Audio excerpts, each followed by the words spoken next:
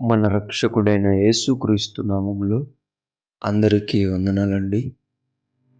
ఈరోజు దేవుని మాటలు యాకోబు రాసిన పత్రిక 4వ అధ్యాయము 7వ వచనము. కాబట్టి దేవునికి లోబడి ఉండుడి, అపవాదిని ఎదురించుడి, అప్పుడు వాడు మీ యొద్ద నుండి పారిపోవును. ప్రియమైన దేవుని బిడ్డలారా, రక్షణ తీసుకున్నాక ప్రార్థనలో, వాక్యములో, దేవునిలో ఎదుగుతున్నప్పుడు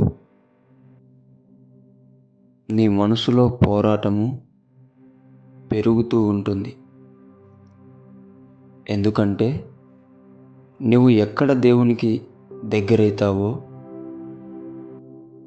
దేవునికి దగ్గరయ్యే కొద్దీ నీ ద్వారా దేవుడు ఎక్కడ అనేక ఆత్మలను రక్షిస్తాడో అని ఒకనికి భయం పుట్టుకుంటుంది.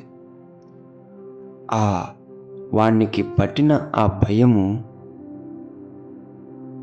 నిన్ను ఇబ్బంది పెట్టాలని, నిన్ను బాధ పెట్టాలని, నిన్ను ఏడిపించాలని, నిన్ను చెడగొట్టాలని వాడు నీ మనసు మీద ప్రయోగం చేస్తాడు అనేక విధాలుగా. అందుకే మనసులో ప్రతి మనిషికి కూడా పోరాటం అనేది జరుగుతూ ఉంటుంది. ఎప్పటికీ కూడా ఆగని పోరాటం చేస్తూ ఉంటాడు ఒక మనిషి. ఆ పోరాటాన్ని గెలవాలి అంటే, ఆ పోరాటంలో నీవే విజయం పొందాలి అంటే మనము దేవునికి లోబడి ఉండాలి.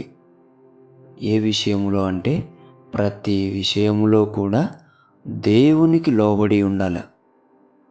దేవునికి లోబడితే ఖచ్చితముగా అపవాదిని ఎదిరించే శక్తి దేవుడు అనుగ్రహిస్తాడు. ఖచ్చితముగా వాడు మీ యొద్ద నుండి పారిపోతాడు. మళ్ళీ మీ యొద్దకు రావాలి అంటే భయపడతాడు. అటువంటి బిడ్డలుగా ఉండాలన్నదే దేవుని చిత్తము, ఆయన ప్రణాళిక.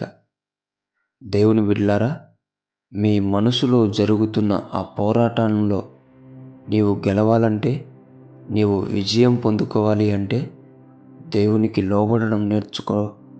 ఖచ్చితముగా అపవాదిని ఎదిరించగలుగుతావు. ఖచ్చితముగా వాడు నీ యొద్ద నుండి పారిపోతాడు.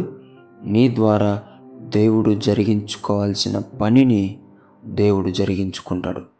దేవుని మహిమార్థమై నీ జీవితం వాడబడుతుంది. దేవుడి మాటలను దీవించునుగాక. ప్రార్థిద్దాం.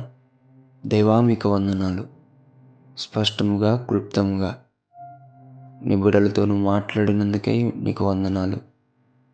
నీకు లోబడి అపవాదిని ఎదిరించే బిడ్డలుగా తండ్రి, నీ చిత్తమును జరిగించుకోకుండా చేసే ప్రతి అపవాది క్రియలను ఎదిరించే విధముగా జ్ఞానమును దయచేయండి.